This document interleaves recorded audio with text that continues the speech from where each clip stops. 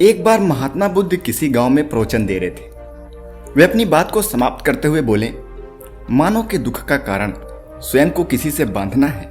जहां भी मोह होता है, बंधन होता है, वहां दुख स्वयं ही उत्पन्न हो जाता है। आप अपने बंधनों को जानें और उससे बाहर निकलने का प्रयास करें। इसके बाद उन्होंने सभी लोगों को आशीर्वाद दिया और फिर अपने आश्रम को लौट गए। अगले दिन उनसे एक व्यक्ति मिलने आया। वो बुद्ध को दंडवत करता हुआ बोला, महात्मा, मैंने कल आपका उपदेश सुना। आपकी बातें मेरे हृदय में उतर गईं। मैंने अपने बंधनों को तोड़ दिया है, सारी मोह माया त्याग दिया है। अब मैं आपकी शरण में आना चाहता हूं। उस व्यक्ति की बातें सुनकर बुद्ध मुस्कुराए और धीरे से बोले, मुझे विस्तार से बताओ, तुमने कौन से बंधन तोड़े हैं और किस मोह का त्याग किया है? वह व्यक्ति बोला, मेरे घर पर मेरे बूढ़े माता पिता और पत्नी है। मेरा एक छोटा सा बच्चा भी है। मेरी पत्नी बहुत बीमार रहती है। उसके कष्ट देखकर मैं अक्सर सोचता रहता था कि वह मर जाए तो उसके कष्ट दूर हो जाएं। उसकी वजह से मैं बहुत दुखी रहता हूँ। लेकिन कल जब मैंने आपका उपदेश सुना तो मेरी समझ में आया कि मेरे परिवार से मेरा बंधन ही मेरे दुखों का कारण है। अगर मैं इसके चक्कर में पड़ा रहूं तो कभी सत्य को नहीं जान सकूंगा। इसलिए मैं अपने घर को त्याग कर आपके पास आया हूं। बुद्ध ने पूछा, क्या तुम सच में सभी बंधनों से मुक्त हो गए हो? देख लो, कहीं कोई बंधन तुम्हारे पीछे न रह गया हो। वह व्यक्ति बोला, नहीं प्रभु, मैं अपने जीवन की सारी चीजों को पीछे छोड़ आया हूं और अब आगे बढ़ना चाहता हूं। बुद्ध ने कहा, अगर ऐसी बात है तो फिर ठीक है, आज तुम यहीं आश्रम में रुको। कल मैं तुम्हें बताऊंगा कि तुम्हें क्या करना है। बुद्ध ने अपने एक शिष्य की ओर इशारा किया। शिष्य ने उसे आश्रम के अतिथि कक्ष में पहुंचा दिया। वह व्यक्ति उत्सुकता पूर्वक आश्रम की गतिविधियां देखता रहा। उन्हें देखकर वो बहुत प्रसन्न हुआ और अपने सौभाग्य पर इतराता रहा। अगले दिन बुद्ध ने उस व्यक्ति को एक कार्य सौंपते हुए कहा, तुम्हें पूर्व दिशा में जाना है। वहां पर तुम्हें एक गांव मिलेगा। गांव के बाहर ही एक साध्वी का घर है। वह तुम्हें कोई वस्तु देगी, उसे लेकर तुम्हें वापस मेरे पास आ जाना है। वह व्यक्ति पूर्व दिशा की ओर चल पड़ा। गर्मी का मौसम था। कुछ ही देर में वह पसीने से तरबतर हो गया। उसे प्यास भी सताने लगी थी। वह सोचने लगा कि अगर इस समय मैं अपने घर पर होता तो इसमें गर्मी में पसीना न बाहर आता। कुछ दूर चलने पर उसे भूख भी सताने लगी, पर वह एक सुनसान और बंजर रास्ता था। आसपास ना तो कोई पेड़ था, ना ही पोखर या तालाब। वह फिर सोचने लगा कि अगर मैं इस समय अपने घर पर होता तो अपनी पत्नी के हाथ का बना स्वादिष्ट भोजन कर रहा होता। पता नहीं क्यों बुद्ध मुझे इस गर्मी में इतनी दूर भेज दिए हैं। काफी देर तक चलने के बाद गांव के बाहर ही एक घर बना हुआ था। उसने दरवाजे के पास पहुंचकर उसे धीरे से खटखटाया। दरवाजे को एक साध्वी ने खोला। उसके चेहरे पर एक अद्भुत तेज था। वह व्यक्ति उसे देखकर मंत्रमुग्ध हो गया। साधिका ने उसका अभिवादन करते हुए कहा, मैं जानती हूं कि आपको बुद्ध ने भेजा है, आप अंदर आ जाइए। वह व्यक्ति घर के अंदर चला गया और साधिका के कहने पर उसने पानी से हाथ मुंह धोया और एक जगह बैठ गया। साधिका ने उसके सामने भोजन की थाली रख दी। वह बहुत जल्दी जल्दी भोजन करने लगा। अचानक उस व्यक्ति की नजर साध्विका के पैरों पर पड़ी।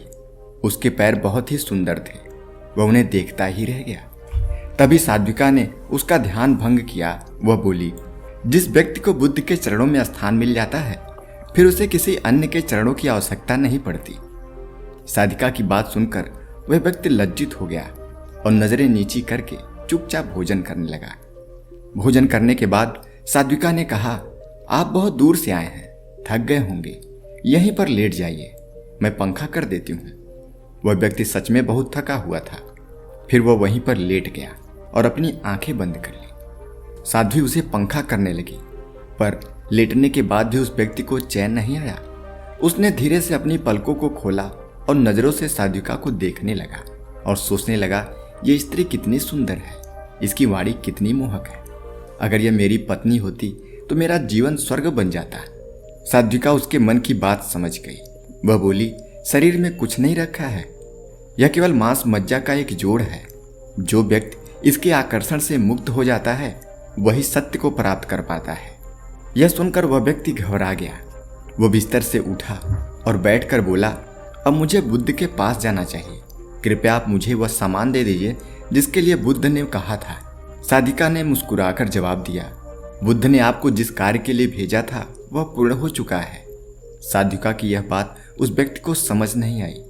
वह दरवाजे की ओर बढ़ चला। दरवाजे के पास पहुंचकर वह एक क्षण के लिए रुका और पलटकर बोला, क्या आप अंतर्यामी हैं? आपने मेरे मन की बात कैसे समझ ली? वह स्त्री मुस्कुराते हुए बोली, बुद्ध की कृपा से माया से ऊपर उठ चुकी हूँ, इसलिए भावनाओं से निर्लिप्त किसी के चेहरे को देखकर उसके मन में उठने वाले विचारों को समझ लेती हूँ। उसकी बातें सुनकर वह व्यक्ति एक बार फिर लज्जित हुआ और सोचने लगा कि जिस स्त्री ने सच्चे मन से मेरा सत्कार किया है, मैं उसके बारे में क्या क्या सोचता रहा। उसके बाद वह बुद्ध के आश्रम की ओर लौट पड़ा।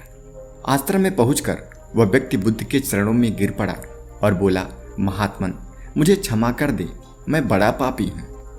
उसकी यह बात सुनकर बुद्ध मुस्कुराए और बोले, मैंने तुम्हें साधिका के पास इसलिए भेजा था ताकि तुम अपने आप को देख सको।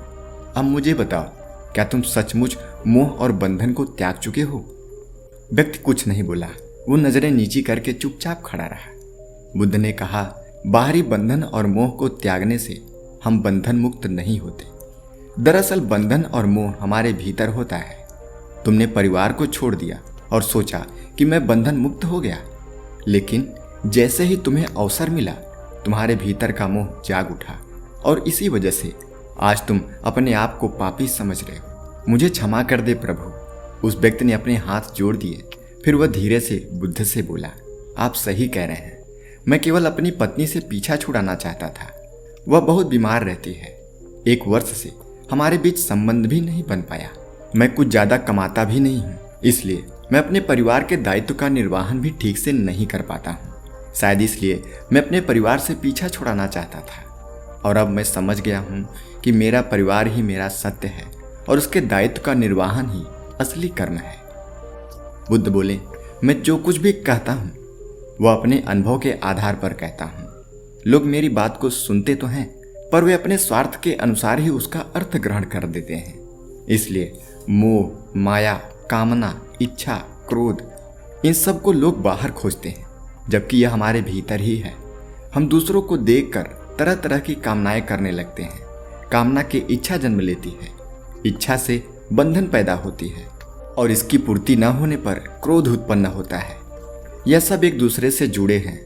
क्रोध के लिए हम सदैव दूसरे को जिम्मेदार ठहराते हैं, जबकि क्रोध का स्रोत हमारे भीतर है। तुम चाहोगे तो क्रोध आएगा, तुम चाहोगे तो क्रोध नहीं आएगा।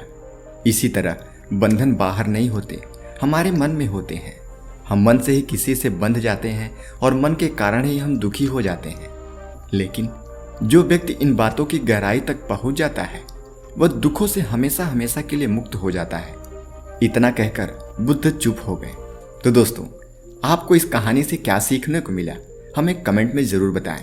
और ऐसे ही महात्मा बुद्ध की कहानियां अगर आप सुनना चाहते हैं तो हमारे चैनल को अभी सब्सक्राइब करें। तब तक मिलते हैं अगली वीडियो में। धन्यवाद।